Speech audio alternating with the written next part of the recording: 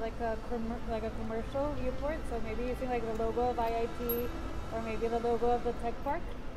Those are simple geometric shapes, but it's sort of like an iconic way to recognize a building. And another thing was maybe using some parametrics, so this could give the building more texture.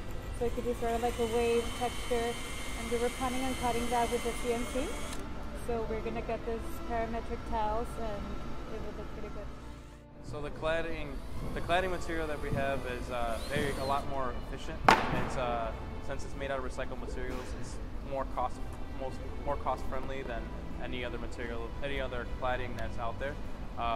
Also, another important thing to note is that because of the color, because of the pigments, we have a lot of variety and do a lot of different aesthetics to it.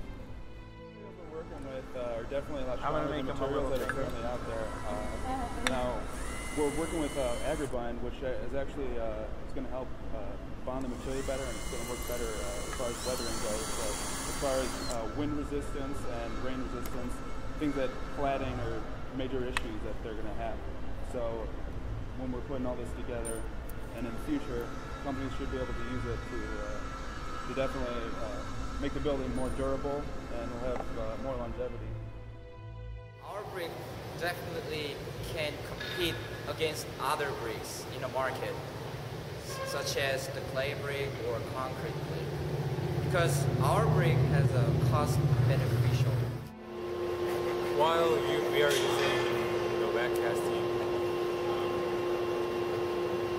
it's much our fly ash brick has hard and faster compared to other bricks like using in the industries. So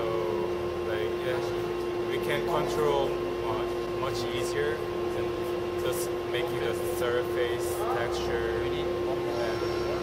In terms of the manufacturing side, the time is money. So saving time means save money, save the budget of the construction. So the decreasing the curing time is the important in the construction process.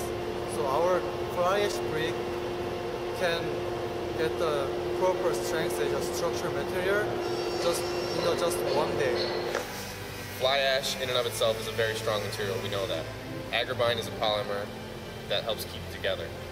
These materials haven't been combined before in a commercial setting. By doing this, we can increase the freeze-thaw properties and hopefully apply fly ash bricks into very cold temperature areas where they haven't been used before. I certainly think that fly ash will be more prominent in the market in the coming years because it's a recyclable material. People want to use recycled materials, and it's also very inexpensive.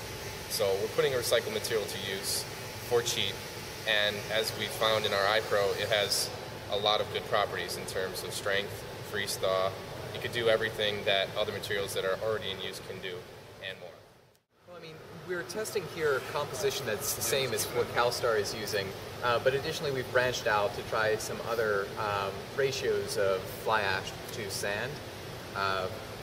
Now, what's really interesting to me is in some of these bricks we're using a geopolymer called Agribind, which potentially could have some applications in the repelling water.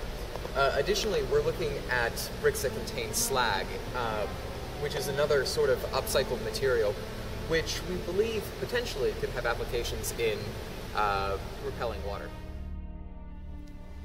I think CalStar represents one of the most relevant competitions to the masonry industry today.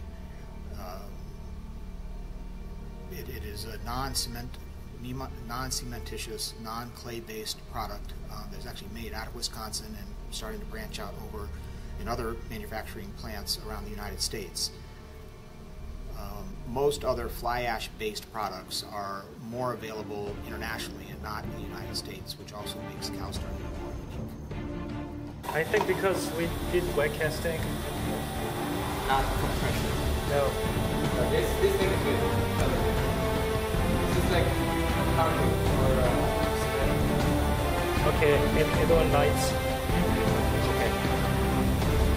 Since it's good, we're gonna capture it.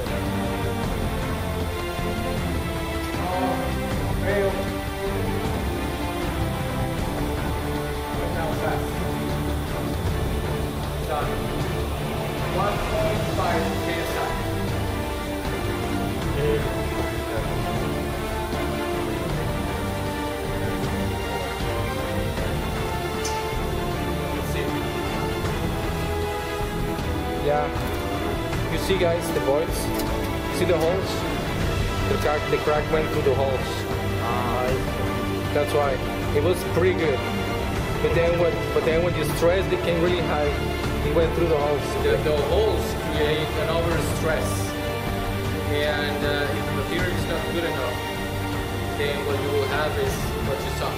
Premature cracking when it was perfectly working. That's what happens. So if you remove the holes, or you make it as small as you can, then the outcome will be better.